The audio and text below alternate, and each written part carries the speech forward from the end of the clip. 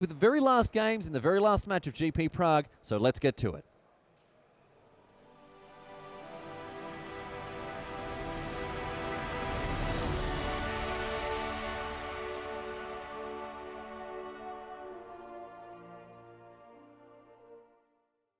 Welcome, my friends, to the final of GP Prague. You're in the booth with me, Riley Knight. Joining me, it is Simon Goertzen out of Germany, the Pro Tour champion. On your screen, Laurie Pisper from Finland and Teo Meri. He is, of course, from France. It all comes down to this, the final two competitors after 2 days of modern combat. We have hardened scales facing off against five-color humans. We've talked about hardened scales extensively across the weekend. It is the latest and greatest piece of technology to emerge from modern. And Simon, it looks as if this deck, its time has finally come. Yep. Didn't take long from good Magic Online results to a GP final. It always surprises me. One of the things that really sort of tickles me a little bit when we as we see now an ancient stirrings get met by a noble hierarchy here, Simon. It always tickles me that none of these cards are new. I mean, we've got Walking Ballista, Animation Module, cards that have been printed within the last 2 years. But this deck's been available, in theory, for quite a long time. Mm-hmm. And we haven't stumbled across it until just now. No, there were experiments with hardened scales, even in Standard, if I remember correctly. But it takes a lot for players to understand how exactly you have to build this deck. If you build this deck with 8 cards different, it might look atrocious. You have to really figure out that, for example, the 8 XX creatures is what you want in this kind of list. And I think that's the important point. It took a long time for people to figure out exactly which pieces were necessary for it to come together. So the long, slow march of refinement has finally got us to this point where it's in a GP top 2 in a final here. March of the Machines. Yes. And I, for one, welcome our robot overlords. Let me be very clear about that, ladies and gentlemen. I don't want to be the first on the robotic chopping block. You would like to be an Arcbound worker. Look, I'll take whatever post they give me once the robot apocalypse comes. Once we reach the singularity, Simon, I'll be grateful for anything. Arcbound commentator. Arcbound commentator would be very good. Be very good at that. Here is Meddling Mage. What do you name? This is the thing. Steel Overseer is already on the battlefield, so that's not an option. I think Hangerback Walker and Walking Ballista are the scariest card. Mm-hmm. Usually you want to take something. Well, if you have the choice between two things, you want to take the one that kills your Meddling Mage. So I would lean towards Walking Ballista. Sure, yes. A good point here, as we see now. Walking Ballista and a goal straight through the uprights there for Simon Goertzen. 6 points on the board for him. Very happy with himself indeed. Couple of fist pumps, ladies and gentlemen, just to let you part the curtain there. Back to Pisper now. And we'll see what he's up to. A slower start. Not as many creatures on the battlefield as he'd like. Arcbound Ravager off the top is looking to change that, however. Yeah, also no hardened scales, of course, on the battlefield. If you look at how this game has been going, I think it's fair to say that this is a great start for the hardened scales deck. But if you were testing this deck at home, let's say a few months ago, and you would look at this, you would think, oh, this is a lot slower than what I'm used to from Affinity. Vault Scourge, Cranial Plating, exactly, attack for 17. If you look at this board state, that's actually not relevant. What's relevant is how difficult this is for Meri to deal with.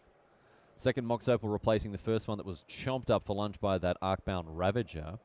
And something that we've seen throughout the weekend, Simon, is the capacity of this deck to win without a hardened scales. It's just a Steel Overseer and a massive Arcbound army can often get there. Yeah, one of the two you usually need, either a Steel Overseer or the hardened scales. And of course, if you have both, that's just incredibly good. All your Christmas is coming at once. Steel Overseer, also a key card in the other modern deck. In the other, I don't really know what to call it anymore. Modern Affinity 1.0, the alpha release. But now we've upgraded to beta, and soon it's going to be on the open market. Back to Meri now. And this has been a slower start from him. And a Kitesail Freebooter, geez, it just doesn't cut it, does it? Meri has a look at the card in his hand. I haven't got a good look at what it is. Have you caught a glimpse of it, Simon? Oh, third Mox Opal. Yeah, didn't want to just throw this into the Ravager as well. I think that's a fine price to pay. Noble Hierarch providing mana number 4. And Mary has another meddling mage with the original art. Chris Bakula making an appearance once again here. And we'll see what he wants to name. Quick, Simon, go. Hangerback Walker or maybe Hardened Scales. But I'm going for Hangerback. Hangerback Walker, your answer locked in. Doo-doo-doo. Hangerback Walker, the name, locked in. Congratulations. I should be playing this final.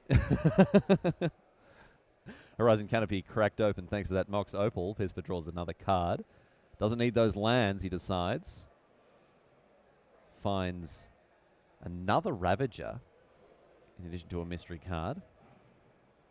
That's the animation module. Oh, right. Well, no wonder I didn't recognize it. So this is the one where when a +1/+1 counter gets placed on a creature you control, you can pay 1 to put a servo into play. Yeah. And it has another activated ability, I believe 3 and a tap, to add an additional counter. Basically proliferate on one permanent. Right. But the counter already has to be there.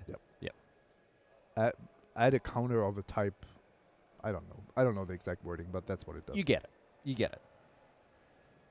45-degree tapping of involved now with Pispa's attacks. Mary looks like this one is just going to come all the way through. Or are we going to see a block? Looks like Welding Jar might get gobbled up by this hungry hippo that is the Arcbound Ravager.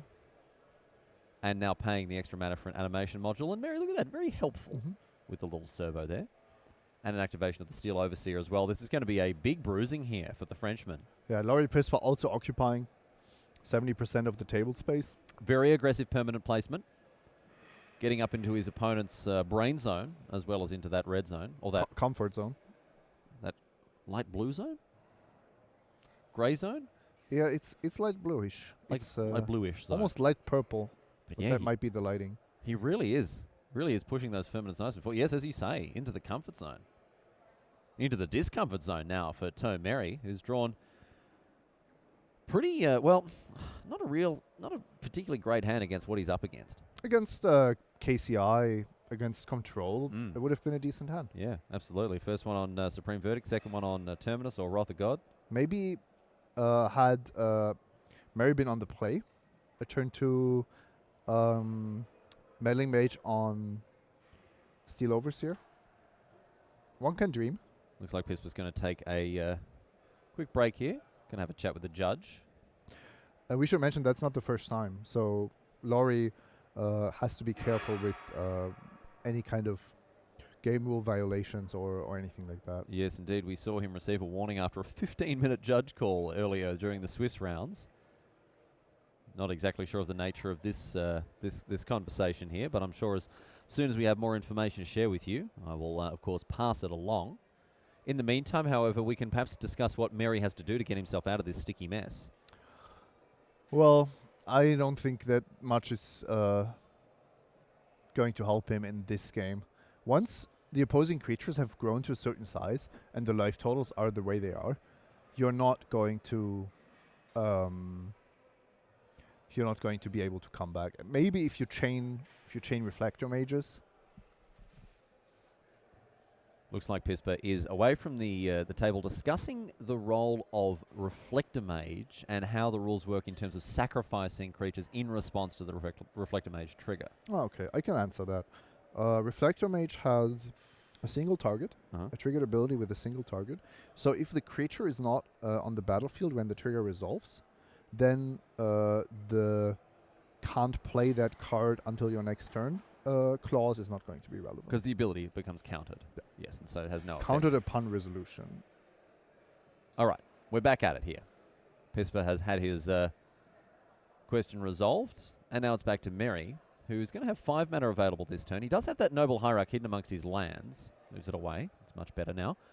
And a Militia Bugler. 4 cards off the top. This has been the latest piece of technology to be added to the humans list, and a choice between Noble Hierarch or Champion of the Parish here for Mary. Not huge on the Bugler. No. I understand that this gives the human deck a bit more late game power, a bit more staying power, but at the same time, it's a fundamental problem of the human deck that it will just flood out. Yeah. So including the Bugler, including a 2/3 Vigilance for 3, is not solving that fundamental problem. Playing a 2-3 for 3 that draws a card. I mean, one that does benefit from Thalia's Lieutenant, and one that will generally draw, a good card for you at least. Yeah, sure, but then we could be playing any human, right? We could start playing Dark Confidence and all kinds of things.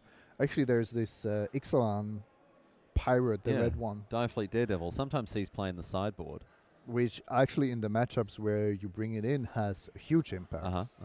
The Bugler doesn't cut it for me, and I've put it into my Court of Calling decks, into my Collected Company decks with the Devoted Druid combo, but there it serves a much bigger purpose of getting that resiliency. Now the Arcbound Ravager means that Laurie Pisper has this one wrapped up, and we are going to the sideboards here as Tomeri takes this one on the chin. I think he recognizes that his draw just wasn't cut out to compete with what Pisper was working with there. And again, I mean, we didn't see a particularly explosive draw from Pisper, but what we talked about heading into this match, Simon, was the affinity list getting its engines going. And Pisper just there, key in the ignition and firing on all cylinders. Yeah. It was really the unanswered Steel Overseer. Now, we've talked a lot about the difference between the Hardened Scales deck and the Affinity deck. Both of these decks almost always win if they are allowed to untap with the turn 2 Steel Overseer. Let's have a look at the deck lists of these two players, kicking things off with the victorious one in game number 1. You can see it there, pretty cut and dry. A lot of 4-ofs, a few spicy 1-ofs here and there, an Evolutionary Leap hiding away, cheeky little boy, in the bottom row all the way there on the right. Nice sack outlet. And a couple of other 1-ofs as well. Another sack outlet, Phyrexia's Core. And another way to get +1/+1 counters on your creatures in Ruins of Oran Reef. But let's talk about the sideboard here. 4 Nature's Claim, 4 Damping Sphere, and then 2 Dismember. Which member? That member. 2 Khan's Sign of Urza, 2 Surgical Extraction, and a Singleton Graph Digger's Cage. Let's talk about the sideboard in general terms first of all. 4 copies of Damping Sphere. This deck does not want to lose to Tron or to Storm. Yep, and that's actually, I think, 2 matchups where you're happy to invest those sideboard slots. Against Storm, your clock is not all that fast. No. So your matchup is really not good, and Storm is making a comeback. And it's always good to have some sideboard cards against Tron, even though your colorless threats mean that, for example, Ugin is not as scary as in other matchups. Or, for example, All is Dust in the Eldrazi list. Very quickly, though, let's talk about the sideboard cards that are probably going to come into play in this match. Dismember. First on my list there. I mean, do you want Karn or anything else like that? You don't have to put in Karn. I was looking at the human sideboard, and there are no Stony Silences or anything like that. It's mostly creature-based answers, so you definitely don't need to overdo it with sideboarding and bring in Nature's Claim or anything like that. Let's have a look at Tomeri's list. We don't have to talk too much about the main deck. If you're a fan of the modern format, you'll be well and truly across this. If not, plenty of primers available online. You can jump in, type in 5-color humans. I myself actually wrote a primer for this list a couple of months ago on channelfireball.com, so you can get across the basic strategy there. Let's go a little bit deeper on the sideboarding here, Simon. We can see it splayed out across the bottom of the screen there. What's catching your eye here? Because obviously Kataki, War's Wage, Reclamation Sage, kind of, that's level 1. Yeah, those 3 are coming in for sure. And then I'm looking at 4 more cards.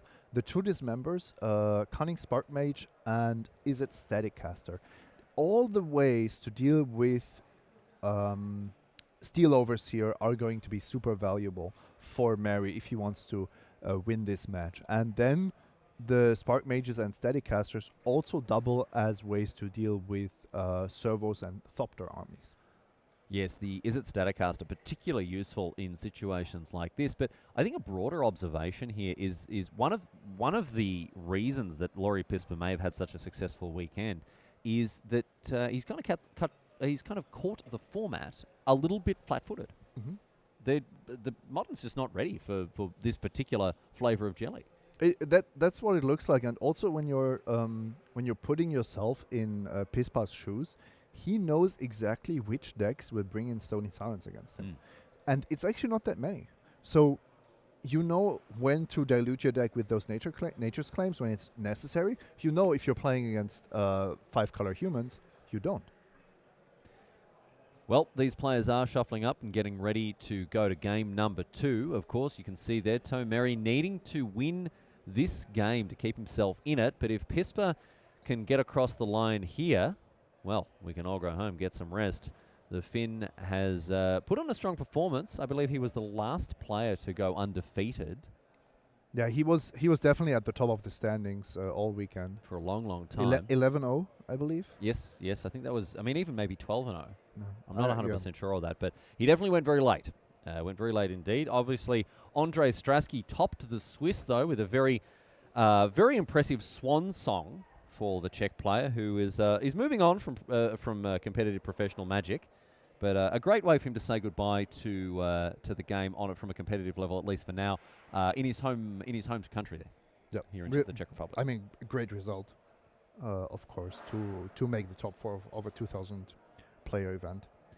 So these players shuffling up, getting ready. Looks like Tomeri putting the finishing touches on his sideboarding there. You can see it being popped away back into his deck box. Oh, no, going to be on that one over there. Okay, very good. All right. And before too much longer, ladies and gentlemen, we will get underway. It's been a fantastic weekend. Speaking personally, Modern is my favourite format by the widest margin. And this weekend has really showcased what I believe to be so fantastic about it. You know, I mean, obviously, it's my job to sit here and generate hype and excitement about the cards that we see played, the matches, the decks, the people, the drama, the personalities, and it's very helpful when I don't have to lie through my teeth, because honestly, Modern Magic is the best. We've seen such a wide array of decks. We've seen so many cool and weird interactions and cards that have really taken a lot of us by surprise here at Team Coverage. It's been a great weekend. I want to add to that with a quote from my brother, actually, who I had dinner with yesterday, and he said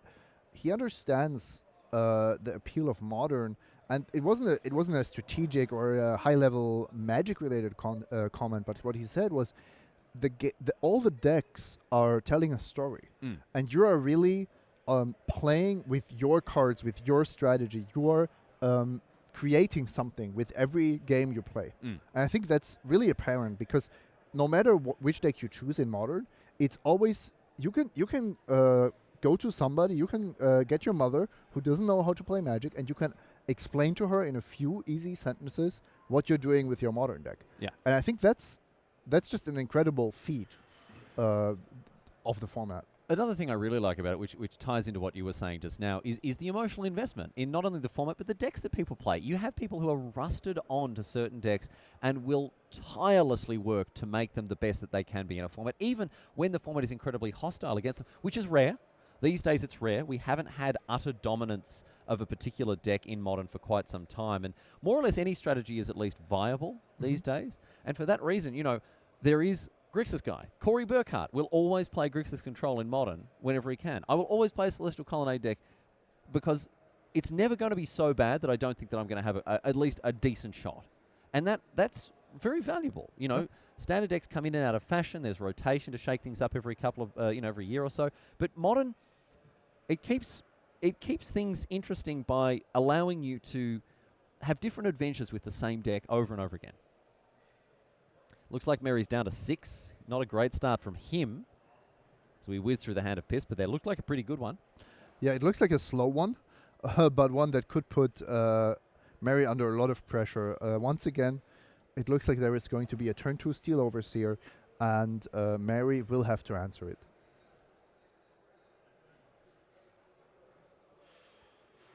Let's see if Mary can get a better 6 here off the top.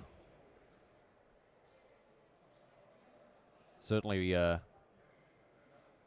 not hoping to, this tournament ends in a whimper rather than a bang, with a mulligan to 4 and a non-game. So 6 of the best off the top here for Mary. We're all hoping, of course.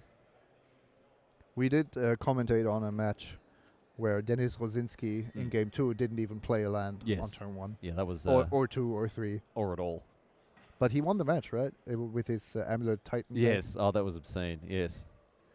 Yes, you may want to go and check the VODs for Good Morning Magic, because it was, it was a real showstopper this morning. We had Amulet Bloom. We had... not Bloom, I guess. Bloom's banned. Amulet non-Bloom. We had White-Black Martyr. We had Jeskai Thing. We had all sorts of ridiculous decks. Blue-black mill. Oh, yes, Blue-Black Mill. If you want to glimpse some of the unthinkables, you can do that, my friends. That was round number 12, I believe. Mary's going to keep this 6. Looks at the top card, has a think about it. Looks like a very land-heavy hand to me. Double unclaimed territory in addition to a Cavern of Souls. That looks like a Is It Staticaster as well. Once again, my superpower is recognizing small pieces of cardboard by half a centimeter of their surface.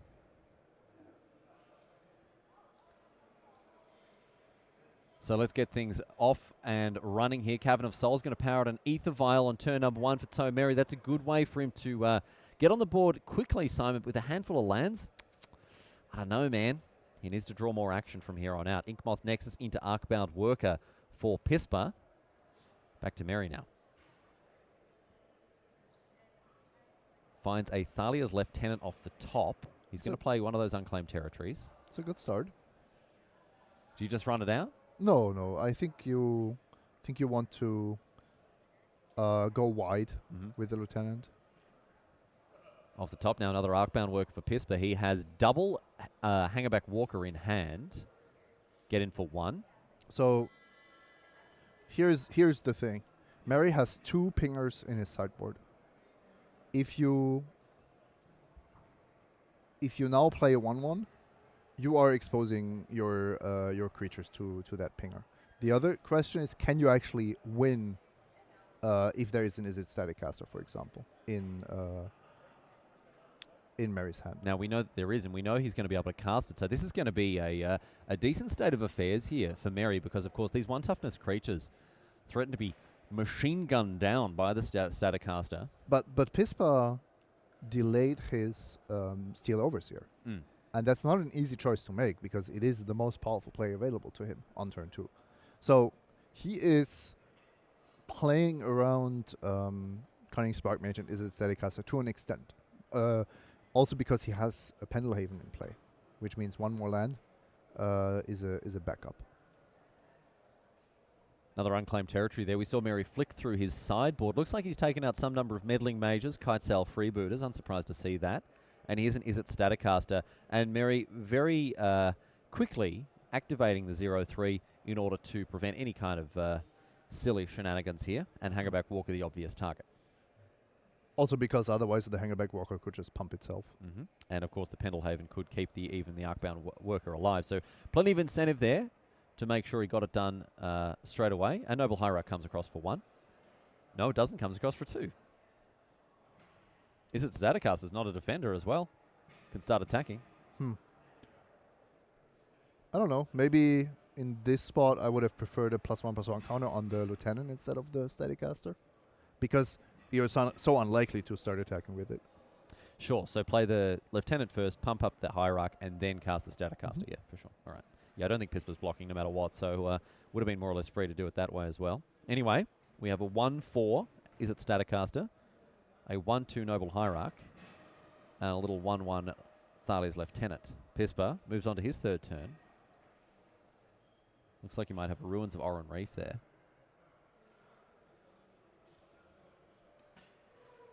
Arcbound Worker in hand, another Hangerback Walker, and an Arcbound Ravager, which we're going to see play now.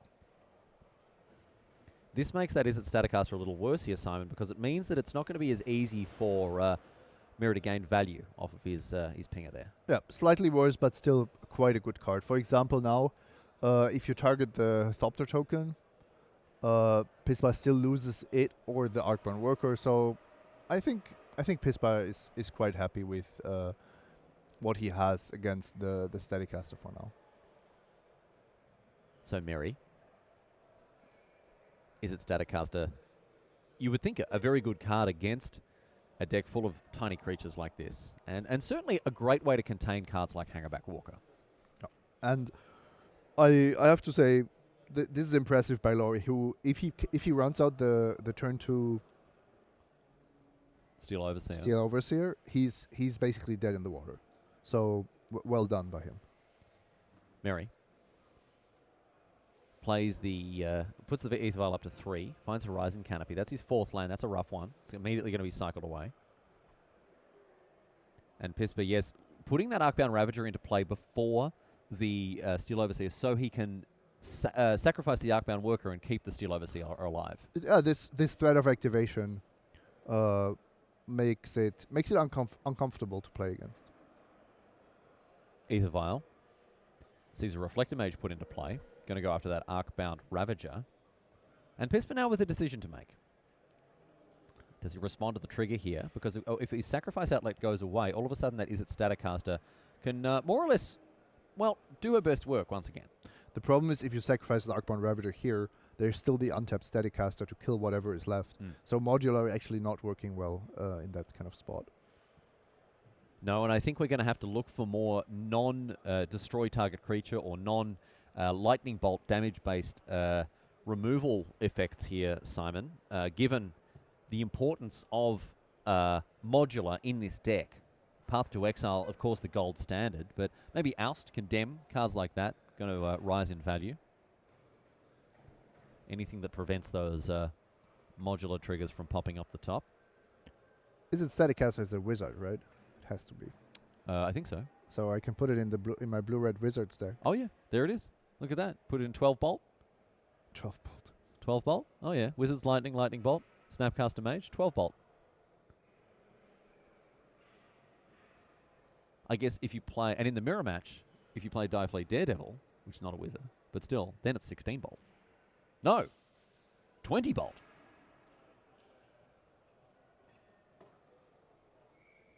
Arcbound Worker going to be sacrificed now, it looks like, in response. So the Arcbound Ravager gets a counter, and the Thopter also gets a counter. In response, however, shoot down the... Oh, no, my friend. Mary, have a think about that, my friend. So the Arcbound Ravager is being still targeted by that trigger. And so as a result, the Ravager sacrifices itself, and then another counter ends up on the top Thopter. So we end up with a 3/3 Thopter token. Not a bad little threat there. No, but... I mean, his board has just gotten completely decimated. And Mary is smart to offer the trade here.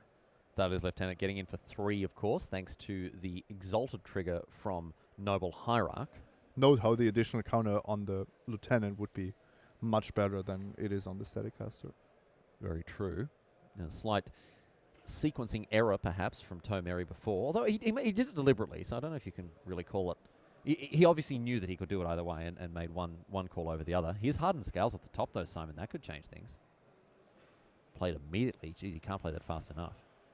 And now those Hangerback Walkers, Steel Overseers, looking very, very powerful indeed.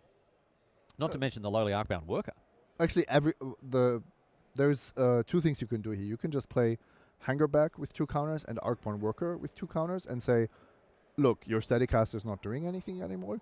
Or you're playing for for a longer game.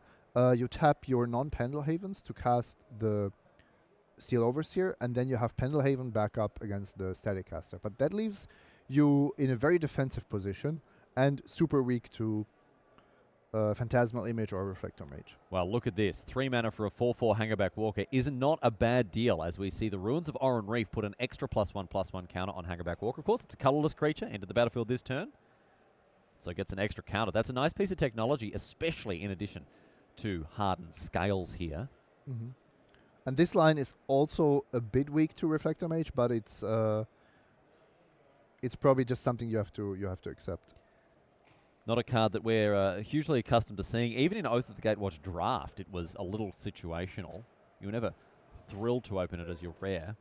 Thalia's Lieutenant going to come in, Thalia herself going to juice up the Lieutenant as she gets in now for 4.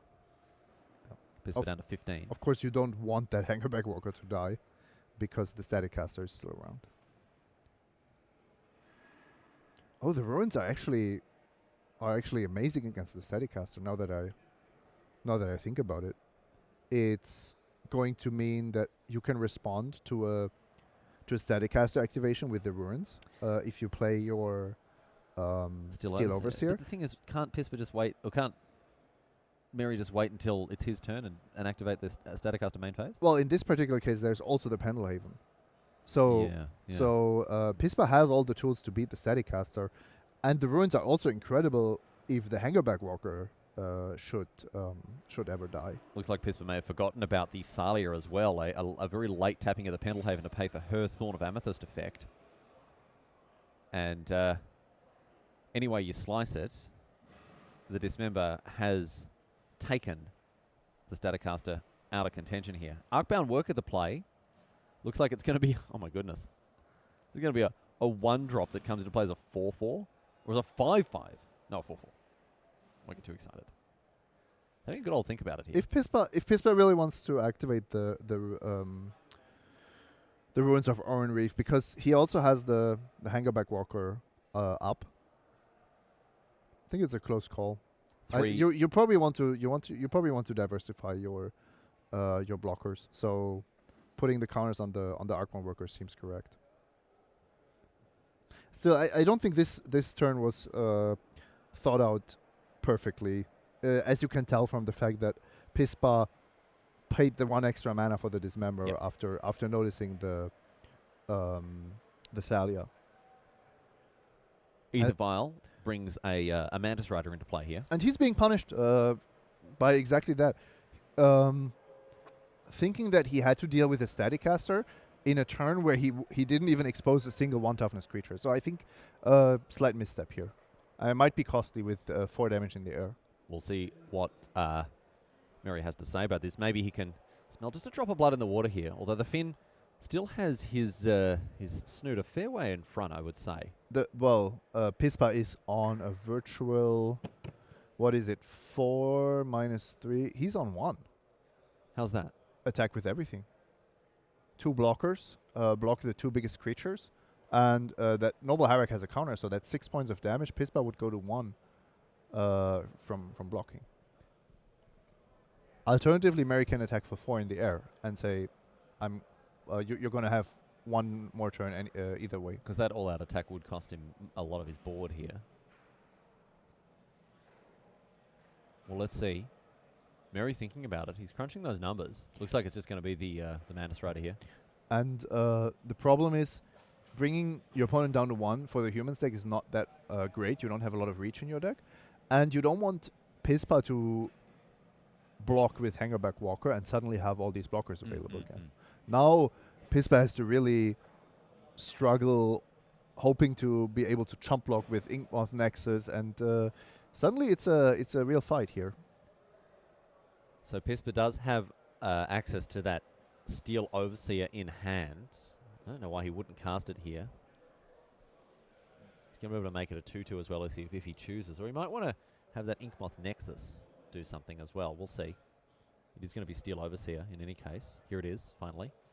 Been hanging out for a long time. It might have even been his opening hand. He drew it very early. It was in his opening hand. It was in his opener. And had he cast it on turn 2, I think the game would already be over for the humans player winning, with the humans player winning. So Pispa, Hellbent, and of course 3 important utility lands on the battlefield for the Finn here. Lots of cards that win Mary the game. Well, let's see if he's found one of them off the top here. If he has, we're getting the old slow roll here.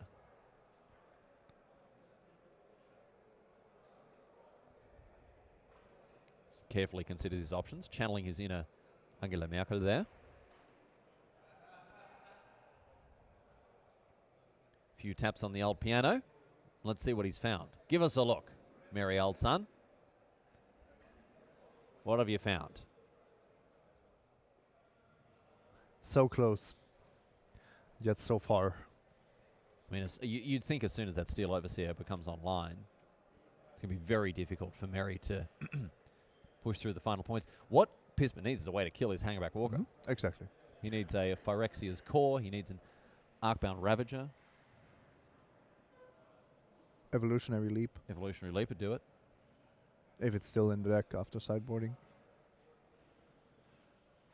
Well, whatever it is, he would... oh, no. Seacram Coast. And Mary didn't even attack with anything? Nope. That's surprising. Doesn't get better for the Mantis Rider. Another Hardened Scale, so an easy deployment of this card here for Pispa. It's going to cost him 2. He's forgotten about that Thalia again. Dude, sharpen up, my friend.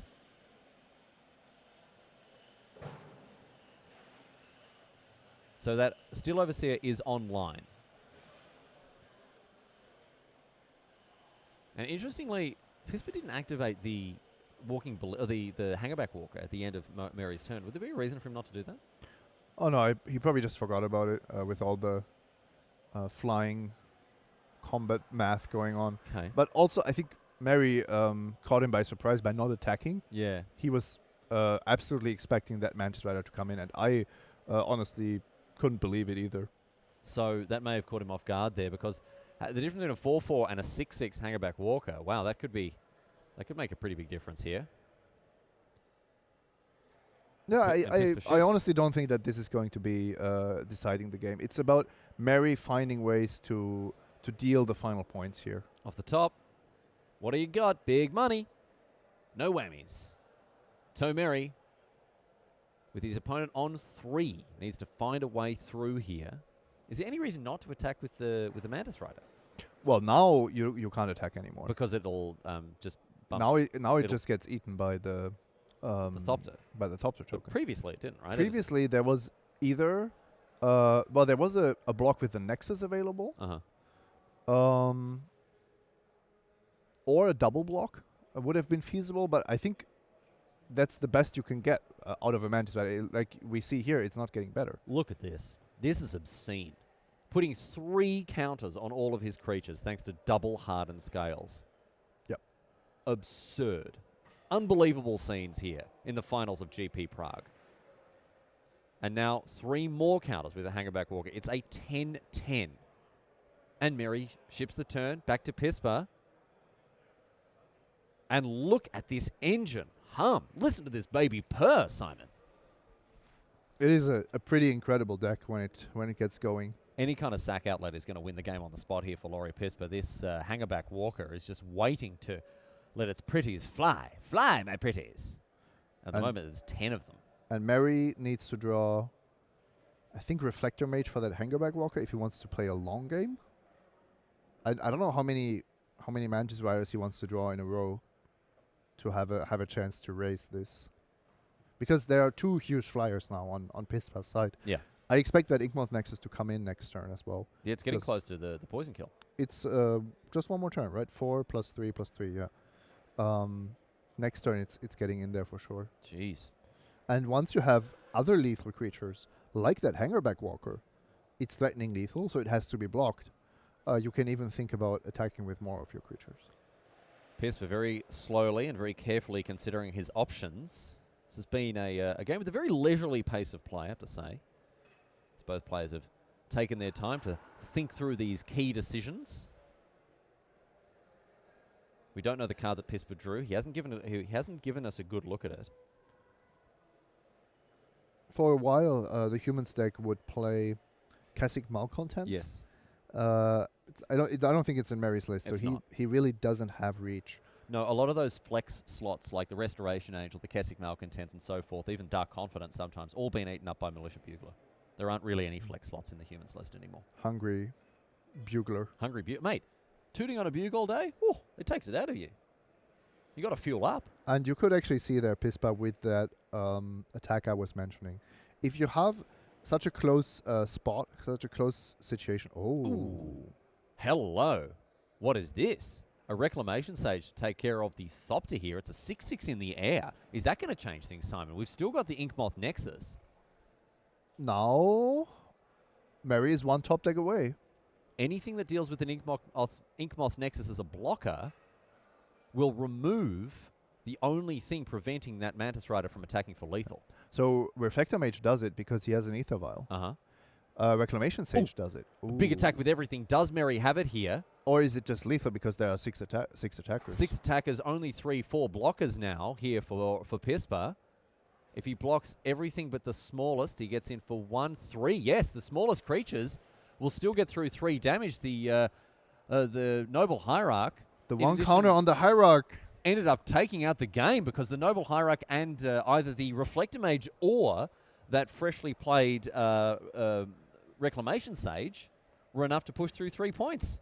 Incredible. This was super close. A stunning victory there from Tomeri, and Laurie Pispa ultimately just outgunned I mean, it didn't look as though he was in too much trouble, but a key piece of interaction. We talked about Reclamation Sage not being good enough in this situation, but its ability to take down a key blocker, Simon. And swing for 2.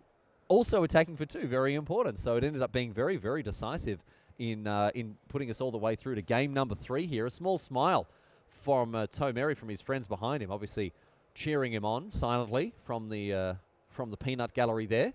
We can have a look at the lists once again for these two players, kicking things off as ever with Laurie Pisper. Let's see what this Hardened Scales list is working with. We didn't see too many sideboard cards. I think just the Dismember was the only one that Pisper, well, not necessarily brought in, but the only one we saw. Yeah, he might have brought in, what, a Karn? Maybe.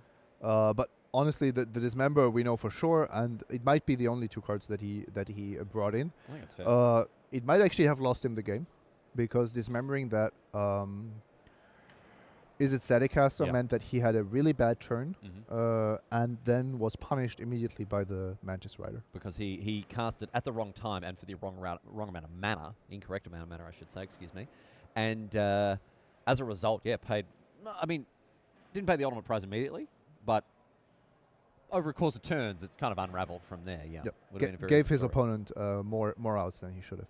Well, this deck probably not changing too much between main deck and post-board games here. We can move on and have a look at the 5-color humans list. Again, industry standard by now. The only thing that we really see fiddled around with is the individual numbers of cards like Phantasmal Image, Reflector Mage, Militia Bugler, and Meddling Mage. And here we've got the 4 Meddling Mage, 3 Bugler split against the 3 Image, 4 Reflector Mage split. Yeah, but this is ultimately not all that relevant. I want to highlight the sideboard cards. The Staticaster on turn 3 changed the course of the game. Absolutely. And then the Reclamation Sage was one of the very few outs that Mary still had to stay in the match. What about Auriok Champion as a Soul Warden? No, I don't think Soul Wardens is what you need. You've seen how big the creatures grow. Yeah. It's not a race in the sense that you're racing for life totals. You are racing for life totals, and the Hardened Scales deck just builds a huge monster. Yeah, plays to the board. That's true. Yeah, it is pretty nice when Hangerback Walker makes so many Thopter tokens. That's kind of what I was thinking. And then they kill you with it. It's like, okay, gain 10, and then next turn, take 20. Yeah, you got me. Yep, of course. That's how it goes there. Reclamation Sage, Kataki's War's Wage. I like the War's Wage in particular. Kataki, I think, in a great position to put pressure on, because as we saw, the affinity list, Simon, operates on razor-thin margins when it comes to its mana. I agree, yes. Kataki can also have a downside, allowing your opponent to sacrifice certain artifacts. Yeah, that's a good point. But then at least there's another turn before those Thopter tokens, for example, can attack. It's also embarrassingly bad against Walking Ballista. So I think Kataki, in particular, is the wrong card to have in your sideboard against artifact strategies. If this Hardened Scales deck is a thing going forward. I guess if Walking Ballista is in those artifact strategies. Great against KCI. Yeah, but the other artifact hate cards are also great against KCI. Sony Silence, for example. All right. Well, there you go. You heard it here first. Chuck your Katakis in the bin. Don't do that. Put them back in your trade binder. Bring them back out when when there's a better, a more approachable format for them. Was that a 6-lander Ether Vial? Yeah, and he felt the need to reveal that to his opponent. Just look at how unlucky I am. And the world. Just look at how unlucky I am, he says. And we all go, yes. It's like when your mate approaches you in the middle of the round, and you can see they've lost, and they're approaching you, and they're going to tell you exactly how and why they lost and how terrible the whole situation was, and there's nothing you can do. The bad beat story? There's nothing you can do. Oh, there are do. things you can do. It's just not socially acceptable. Oh, okay. Well, have you got any secret tech for the bad beat story? Bathroom. Yeah, no one's falling for that, though. Coffee break. You know, sometimes like you're on a date and you organize for someone to call you halfway through, so you've got an out, and then you can be like, oh, no, it's all fine, and then you can just stay there. Or you can be like, oh, I need to go and rearrange my sock drawer and wash my hair, and I left the stove on. And then you can go, sorry, I need to go and wash my sock drawer and rearrange my kettle. And then, what are they going to say? Yep. We need higher order, higher higher powers. Higher power, yeah, higher powers coming in. You know what we need? We need an app. We need an app called Bad Beats with a Z, right? And in it, you can press a button that then like times a notification on your phone or something else like that. I'm sure this exists. You just set a timer. Oh, actually, yeah, it's just like fake timer. call. Yeah, fake it's call just a fake timer. call thing. Yeah, and you can say, "Oh, sorry, it's Mr. Yakamoto from Tokyo. I've got to discuss this business deal," and then you can walk away from your opponent talking about how they flooded out and then got screwed. Okay, So we could make millions. We solved it. We could make millions with Bad Beats. TM, R in a circle. That's ours. Don't touch that. Tomeri now down to 6. He's scrying, so obviously keeping, and it's going below decks. We're off to the final game in the final match of this tournament here between Laurie Pisper on Hardened Scales and Tomeri on Humans. Inkmoth Nexus, no turn 1 play from Pisper. Meri, on the other hand, not on his merry way, cannot find a 1-drop. Yeah, and those static casters and whatever other solutions he has to an early Steel Overseer are a lot worse on the draw because they are too expensive. Meddling Mage comes down in turn too late, and Izzet Static Caster comes down in turn too late unless you have a Noble Hierarch.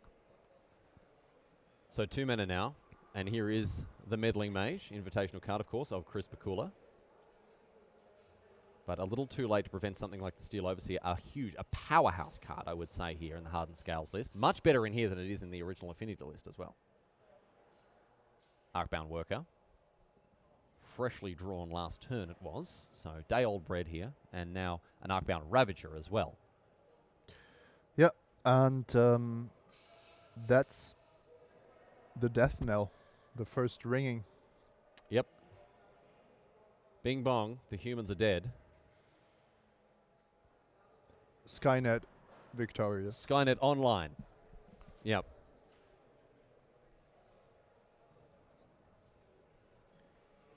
So now, Tomeri going to have to find something very special to get himself out of this. A huge 1-2-2 punch with this Arcbound Worker, Arcbound Ravager, and now Steel Overseer online. But all Meri has to play with is a Noble Hierarch. No third land for him. This could be the beginning of the end. I think it's close to the middle of the end, to be honest. Could we attack for 10 poison? Oh, hello. Look at this. I think it's lethal. Is there... I want a Throne of Geth as well to proliferate. Proliferate. Six counters on the modular creatures means Arcbound Ravager goes to 7. I'll stop you there, Simon. He's tapped it for mana. I'm very disappointed. Yep. I thought I spotted lethal. And another Throne of Geth. And it's just going to be lethal in 2 turns instead. Yes. We can start eating up artifacts to those thrones there. The mighty thrones.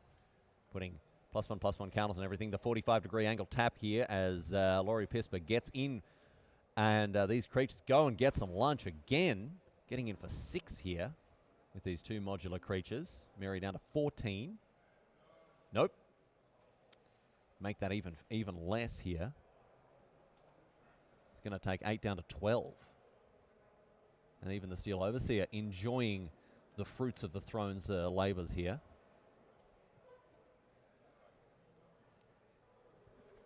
And all of a sudden now, Laurie Pisper poised to take over this game in very, very convincing fashion. Tomeri looking a little, I don't know, dude. A little unhappy, a little unsettled here. It does really seem like we are in the distant future here, the year 2000. With the robots, their uprising, almost complete. Poisonous gases flooding the battlefield here as the humans are dead. He's taking his time, thinking through every possible line that he could have that gets him out of this sticky, robot-laden morass. Any way that he can take the batteries out of these machines. Reflector Mage is a start, but not much you want, Simon. At least there's no lethal damage being threatened anymore. That's a start. Back to Pisper now, who does have double Throne of Geth, a Steel Overseer, Arcbound Worker, in addition to that Inkmoth Nexus. In hand another, well, we've got Arcbound Ravager and now an Arcbound Worker joining it as well. No, you could have also just sacrificed the Arcborn Ravager in response to the trigger, make a huge Arcborn Worker that has to be blocked. And once again, I think Pispa is just missing the opportunities to attack for lethal with poison damage. Like a robotic cat playing with his food here, batting this mouse across the lounge room floor. We could see this Inkmoth Nexus woken up here, but no, it's just going to be an attack with the Steel Overseer. Getting in now for another 8 points of damage. Mary without any great blocks here. And but he has to block because it's a lethal attack. Throne of Geth. Oh no, because of the proliferate here. Yep. So look at this. Simon, are we watching the finals of GP Prague, or is this the finale to Terminator 3? I'm having difficulty remembering and splitting the difference here. If I remember correctly, no spoilers, but in Terminator the humans generally win in the end. Is it not in Terminator 3 they don't, dude. So that's it. It's a replay. I think we're just, instead of showing you the finals of a GP, ladies and gentlemen, we've inadvertently shown you the last couple of minutes of a Hollywood blockbuster here, as this robotic advance, this march of the machine, Simon, goes ever endlessly on here. Mary, one final draw step you would think before the end of this game, this match, and this tournament. And let's see what he can do to keep himself in the game here. Pispa showing there is only one dance that he knows, and it is the Robo Boogie. Mary now. Some chip tunes on the keyboard here, but he cannot find anything that's going to get him out of this. What is there for him to do, Simon? I'm sorry, Rally. I'm out of ideas. Out of ideas. There's nothing. Creeping Corrosion would be a card to at least have a chance here, but of course that's uncastable and not in the deck. Militia Bugler, 4 off the top. What can he find? Unless there's some kind of spicy 1-mana tech, destroy all artifacts, human, green mana. I don't think there's anything. And no, Laurie Pispa is the champion of GP Prague after an incredible performance with Hardened Scales Affinity 2.0, the beta release, Simon. I tell you what, we've got a new contender on our hands in the modern format. Yep, Hardened Scales is the real deal. And that is that now. As you see, a warm round of applause for the Finn Laurie Pispa. His friends watching on. He took his time in crossing the line, but once he did, my goodness me, the smile on his face for all to see. As we bring it back to the booth, ladies and gentlemen, my name's Riley, joined by Simon Gertzen here. What a great weekend of modern Magic we've had, Simon. I have to say, personally, a little bit sad to see that my favourite deck, White Blue Control, didn't make it anywhere near the top 8, even after having the largest day 2 metagame share, but still all sorts of highlights for me this weekend. Some of the moments that stand out in your mind as we've explored this modern format across the 2 days? I love the fact that Storm is making a small comeback. This Hardened Scales deck is amazing, but there are still a bunch of other really good decks here out there. Band Spirit seems to be a very pliable alternative to other Collected Company decks. Yes, I think it had been described as a bad humans list, but I think it's here to stay. Now, Simon, we do have the champion standing by, so I know you're going to vacate the booth to make room for him. Thanks so much for hanging out with this weekend. It's been great to have your company throughout the weekend, but we do have our champion, Laurie Pispa, here coming in to join us. My friend, have a seat, stick this on your head, and we'll have a chat about your incredible weekend here. Laurie, thanks so much for joining us here in the booth. First of all, congratulations. Thank you. Must feel great to take down the title. Yeah, after going 12-0 and then losing 2 in a row, and then had to sweat against Martin Juza. I was just like, oh my God. Yeah, a little bit shaky there at the end, but you've pulled through and a nice bit of hardware for you to enjoy on the mantelpiece at home. Yeah. Let's talk about the deck very briefly. This deck is a new deck. I think it's been flying around a little bit, a good result at the Mox the other week. But what drew you to this list, and what does this deck look like in Modern more broadly? Well, actually, I played against Sam Party in Seattle at Legacy, and I asked him about the list. And then when I got home, I talked to him on Facebook. And I tried the list a little bit, and we added the sparring construct. But then I kind of left the list alone after that because the sparring construct was just like really bad. Very bad. Yeah, though still the lists are some playing 1 or even 2. And then I didn't play it. And then I doubled into the Reddit group. There are some American players probably there, and just read the group, and it seemed that for the metagame, except blue-white control, it's good. That's bad matchup, but like otherwise, it feels pretty good. Yeah, So it really seems as though it's a real contender here in the modern format moving forward. Do you expect this deck to stick around, or are we going to have to start finding new ways to beat this new deck, especially now that it's won a GP? Well, the thing is that I played it pretty bad sometimes, and it took me long to think. I got some game rule violations because I've never played Affinity in my life. Okay. And I picked this deck at 11 o'clock on Friday without any practice. Oh, no. So the Swish was basically practice, and that's why it's amazing. But on day one, I didn't do much mistakes. I played really well, but on here, I just like made huge amount of mistakes. A little and bit so all over on. the place. Well, it's been a long couple of days. The mental fatigue certainly adds up, but doesn't matter. At the end of the day, that trophy is yours, so congratulations to you. We will get you to stick around for just a second here as we close out the show. Shouldn't take too long, my friends, but I do want to thank everyone around the world for choosing to spend your weekend with us here with Team Coverage. It's been fantastic to showcase this wonderful modern format, and we do thank you very much for sticking with us. On behalf of Team Coverage, I'd like to thank everyone who has contributed to the success of this broadcast. Of course, the players, the judges, the tournament operators, the staff, and everyone else who has come together to make this tournament what it was. But of course, our biggest thanks, ladies and gentlemen, go out to you, the viewer at home, who make this whole thing possible and help us celebrate this game that we all love. My name's Riley Knight. It's my pleasure to sign off once again. We will see you next week in Richmond, a very special GP where we're going to follow Reed Duke's legacy performance. You're not going to want to miss it. It's going to be a very, very unique performance from him, so get across that. But ladies and gentlemen, before we go, I'd just like to remind you, of course, that we're all winners for having taken part. It's just that some of us win a little bit more than others. Thanks for hanging out with us at GP Prague. We will see you in Richmond, but until then, this is Riley Knight saying on behalf of Team Coverage, good night.